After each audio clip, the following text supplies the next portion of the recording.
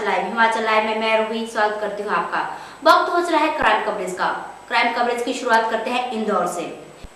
इंदौर में व्हाट्सएप की नशे ने मेडिकल छात्रों को हवालात की सैर करवा दी। इन स्टूडेंट्स का सपना तो डॉक्टर बनने का था, लेकिन व्हाट्सएप पर एक ग्रुप बनाकर अश्लीलता परोसने के कारण ये छात्र पुलिस हिरासत में पहुंच गए।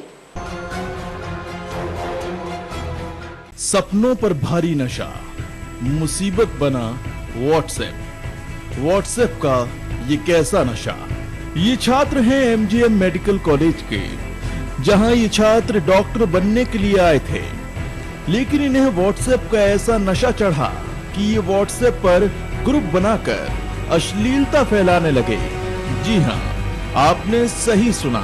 बाकायदा इन छात्रों ने व्हाट्सएप पर टाइम्स के नाम से एक ग्रुप बनाया और उसमें करीब 100 सदस्यों को जोड़ा, जिसमें कॉलेज की छात्राएं भी शामिल थीं। ग्रुप बनाने के कुछ दिन बाद ही ये छात्र टाइम्स ग्रुप पर अश्लीलता फैलाने लगे, जिससे परेशान होकर ग्रुप की सदस्य छात्राएं पुलिस के पास पहुंची। एमजीएम टाइटन ग्रुप के नाम से एक इनका ग्रुप है और उसमें ये लोग सब व्हाट्सएप पे और उसके ऊपर मोबाइल पे टच में हैं। उस ग्रुप पे कुछ लड़कों ने शरारत करते हुए कुछ गलत मैसेज भेजे हैं, तो ये यहाँ पे कंप्लेंट करने आए थे। मामला अन्नपूर्णा थाना क्षेत्र का है। हिरासत में लिए गए छात्र अलग अलग जिलों के रहने वाले हैं। बताया जा रहा है कि शिकायत करने वाली छात्राएं और आरोपी छात्र आपस में सहपाठी रहे हैं, लेकिन कहते हैं अति किसी भी मामले में ठीक नहीं। वहीं अब पुलिस ये पता लगाने में भी लगी है कि इस सब के पीछे कोई और तो नहीं है। ग्रुप में करीब 100 मेंबर बता रहे हैं कि हम लोग 100 मेंबर हैं और करीब 5-6 छात्रों के नाम से शिकायत हुई है, जिसमें जो जांच में आएगा उसमें कार्रवाई की जाएगी। विधिवत कार्रवाई की जाएगी। इसमें अगर मैसेज उन्होंने गलत किए होंगे और कुछ किया हुआ तो उस एक्ट के अंतर्गत कार्रवाई की जाएगी उनके खिलाफ। वी केयर फॉर यू ने छात्रों को अन्नपूर्णा पुलिस के हवाले कर दिया है, जहां छात्रों से ग्रुप बनाने के मकसद और ग्रुप के अन्य सदस्यों के बारे में तस्दीक की जा रही है। अब क्राइम कवरेज में बात करेंगे दबंगों की दबंगई का। घटना इंदौर के महू की है, जहां एक नाबालिग ने दबंगों से परेशान होकर खुदकुशी करने की कोशिश की। नाबालिगा को तो बचा लिया गया, लेकिन पूरे मामले में पुलिस का रवैया सवालों के घेरे में है। दबंगों की दबंगई, नाबालिग ने फांसी लगाई। आखिर क्या है सच्चाई?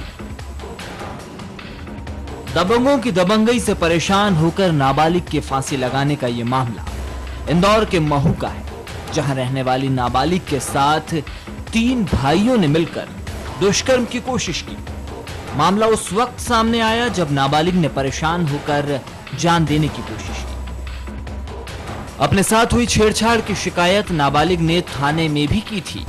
उसे उम्मीद थी न्याय मिलने की, लेकिन थाने में की गई शिकायत ही उसके लिए मुसीबत बन गई।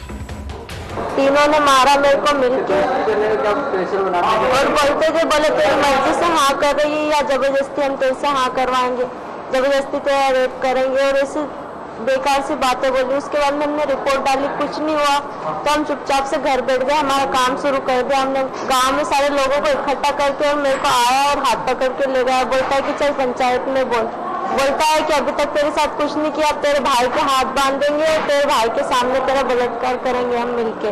गांव के लड़के हैं सर, 2 गांव के लड़के हैं। उन्होंने रोका, 1-2 बार पहले भी रोका, उस रोज भी रोका 5 तारीख के। फिर ये आते समय जब काम पे से लौट के घर पे आ रही थी, जब भी उन्होंने रोका सर, तो ये बच के उनसे और घर पे आ गई सर। घर पे आई और जब घर पे पानी लेने गई तो उन्होंने नल पे मारा सर। इसको बहुत मारपीट किया सर इसने, दोनों भाई ने मिलकर मारा। मामले को लेकर पंचायत भी बुलाई गई, लेकिन पंचायत ने भी नाबालिग के साथ न्याय करने की बजाय उसका मखौल उड़ाया। इतना सब देखने के बाद पीड़िता इतनी हताश हो गई कि उसने सीधे घर पहुंचकर फांसी लगा ली। हालांकि समय रहते उसे फांसी के फंदे से उतार दिया गया और सच्चाई भी सबके सामने थी, लेकिन पुलिस अब भी पीड़िता के बयानों को झुठला रही है और मामले को महज मामूली विवाद की शक्ल देने में जुटी हुई।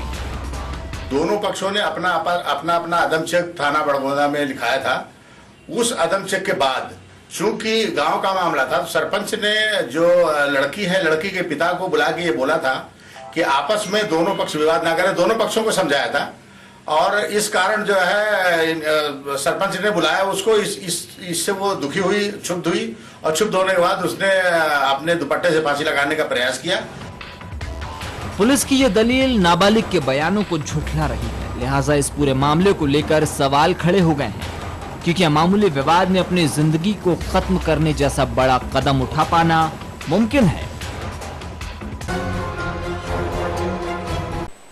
अब बात करेंगे उज्जैन की, जहां स्कूल का रैंक बढ़ाने के लिए बनाए गए एक मास्टर प्लान से, जिसका खुलासा तो हो गया है, लेकिन मास्टरमाइंड अब भी फरार है और गिरफ्त में है स्कूल के वो मोहरे जिन्हें रैंक बढ़ाने के लिए इस्तेमाल किया जा रहा था।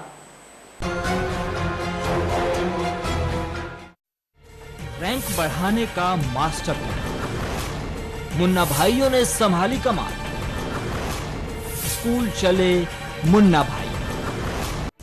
स्कूल में फर्जी परीक्षार्थी का यह मामला उज्जैन के खाचरौद का है, जहां विवेकानंद स्कूल के संचालक ने स्कूल की रैंक बढ़ाने का जिम्मा मुन्ना भाइयों को सौंपा था।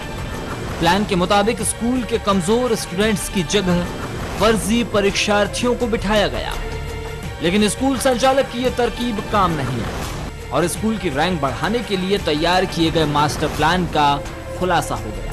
खुलासा उस वक्त हुआ जब स्कूल के राहुल नाम के छात्र को उसका एडमिशन कार्ड नहीं मिला, तो राहुल के परिजन ने पूरे मामले की तफ्तीश की। प्रवेश पत्र 2-3 बार गए थे सर, हम लेने के लिए। तो उसने बता कर के वो फल से ही नहीं आया प्रवेश पत्र तुम्हारा। वो प्रवेश पत्र परीक्षा दिलवा रही है, परीक्षा दिलवा दी 2 तारीख को एक परीक्षा दिलवा दी उस लड़के से। हाँ, चारों और फोटो चिपकाया अलग गाँव के अलग से। सबका तो उसी दिन होगी थी सर, तो वही उसी दिन तो ले लिया था हमने ये प्रवेश पत्र उस लड़के से। परीक्षा देकर बाहर निकले तो वहाँ जाके शिकायत भी की हमने। परीक्षा के पहले दिन राहुल की जगह एनी नाम के छात्र को परीक्षा में बिठा दिया गया। इस बात का खुलासा होने के बाद मामला शिक्षा विभाग के अधिकारियों तक पहुंचा और तफ्तीश शुरू की गई, जिसमें पता चला कि राहुल की जगह एनी को परीक्षा में शामिल करने की हरी झंडी स्कूल संचालक ने ही दी थी। इतना ही नहीं, तफ्तीश में और भी मुन्ना भाइयों के परीक्षा में शामिल होने के मामले सामने आए, जिन्हें स्कूल संचालक के कहने पर परीक्षा में बिठाया गया। है ना, तो प्राचार्य उस पे फोटो अगर सही नहीं आया हो तो फोटो चश्मा करके प्रमाणीकरण कर देता है कि हमारे यहाँ का स्टूडेंट है। तो पर्यवेक्षक ने जब वो प्रवेश पत्र देखा तो जो फर्जी छात्र था उसी का फोटो था और वो प्राचार्य ने प्रमाणीकरण करके दिया जिस संस्था के वो बच्चे हैं। तो उसमें केंद्राध्यक्ष कुछ भी नहीं कर सकता, जो प्रवेश पत्र में है वो फोटो सही है और उसका प्रमाणीकरण प्राचार्य दे रहे थे। वो तो फिर आज मैंने जांच करी तो पता चला ना कि जितने भी ये विवेकानंद के बच्चे हैं सबके प्रवेश पत्र चेक किए जाए। पकड़े गए चारों फर्जी परीक्षार्थियों को पुलिस के हवाले कर दिया गया, लेकिन नाबालिग होने के कारण चारों को बाल संप्रेक्षण गृह भेजा गया है। तो वहीं स्कूल संचालक अब तक फरार है, जो इस पूरे कारनामे का मास्टरमाइंड है। लिहाजा पुलिस स्कूल संचालक की सरगर्मी से तलाश कर रही है। बात करते हैं पलटन नगरी खजुराहो की, जहां हैवानियत का खेल खेला गया। मासूम जिंदगी और मौत के बीच झूल रही है और गुनहगार अभी भी पुलिस ग्रिप से बाहर हैं।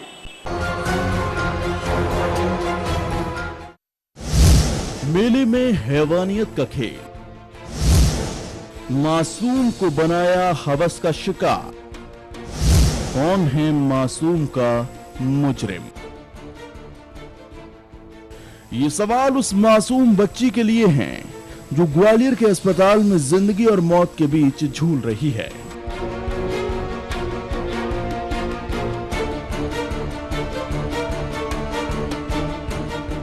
मासूम को हवस का शिकार बनाया गया है।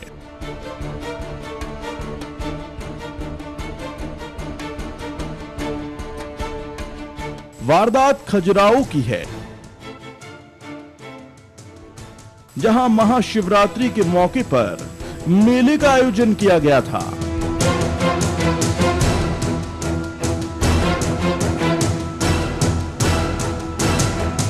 मेले में मासूम बच्ची के पिता ने दुकान लगाई थी और वो रोजाना अपने पिता के साथ मेले जाती थी।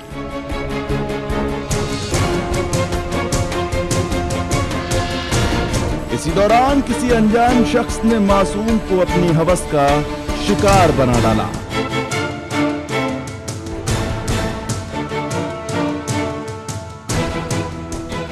और उसे गंभीर हालत में गड्ढे में फेंककर फरार हो गया। कल उसने फिर ये मौका ताड़ के उसके साथ गलत काम किया है। बच्ची को ग्वालियर भेजा गया है, रेफर किया गया है, वहाँ पर उनका ट्रीटमेंट चल रहा है। ग्वालियर एसपी साहब से ही मेरी बात हुई है, हमारे लोग ही वहाँ पर हैं और इसमें 376 प्राइम फेस की जो उसको थोड़ी बहुत चोट थी, 323 का मुकदमा दर्ज किया। झूला किनारे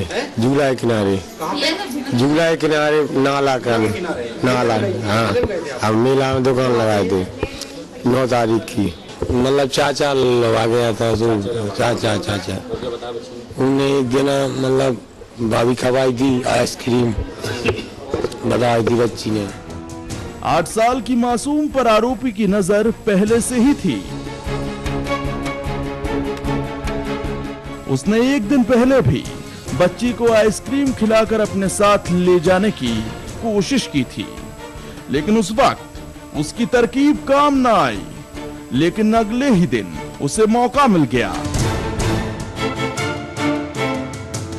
और उसने मासूम बच्ची को अपनी हवस का शिकार बना डाला और फरार हो गया।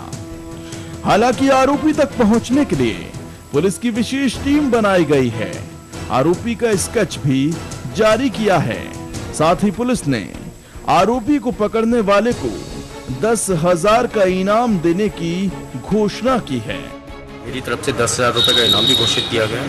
एक डेडिकेटेड टीम एसडीओपी के नेतृत्व में, एडिशनल एसपी भी यहाँ पर है, एक पूरी टीम इसमें लगाई गई है। बहुत जल्दी आरोपी को गिरफ्तार किया जाए। मासूम बच्ची का मुजरिम अनजान है, जिसका पता लगा पाना पुलिस के लिए है एक बड़ी चुनौती। वहीं दूसरी तरफ मासूम अस्पताल में जिंदगी और मौत की लड़ाई लड़ रही है। डॉक्टरों के मुताबिक आने वाले 38 घंटे उसके लिए बेहद ही नाजुक हैं। अब बात करेंगे भिंड की, जहां पुलिस ने एक ऐसी महिला को गिरफ्तार किया है जिसने अपने ही पति की हत्या की साजिश रची और इस साजिश को अंजाम दिया उसके प्रेमी ने। पुलिस ने महिला के साथ साथ उसके प्रेमी को भी गिरफ्तार कर लिया है।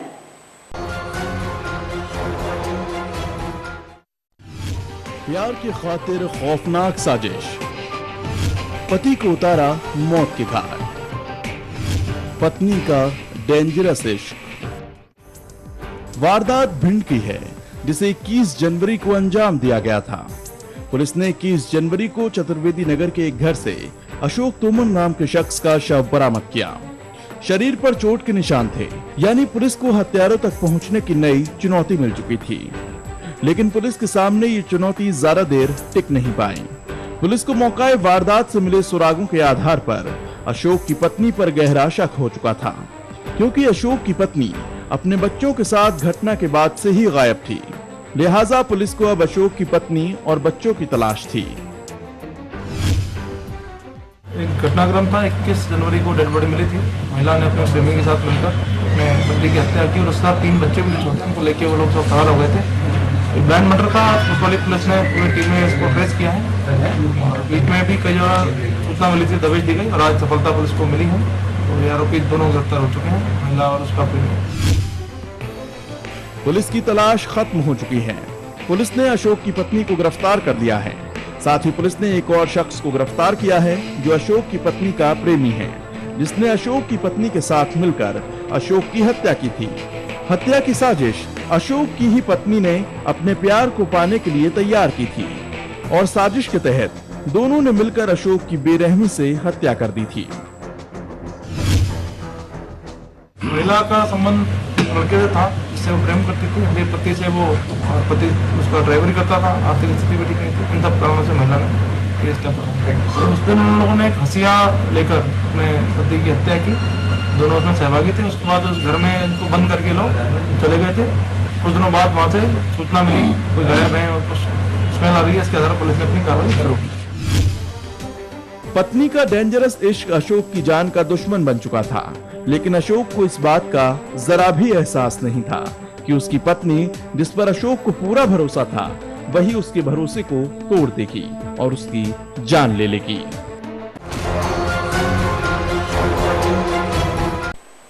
इसी के साथ क्राइम कवरेज में बस इतना ही। खबरों के अपडेट्स के लिए बने रहिए नॉर्थ स्टार हिमाचल लाइव के साथ। हमें दीजिए इजाजत। नमस्कार।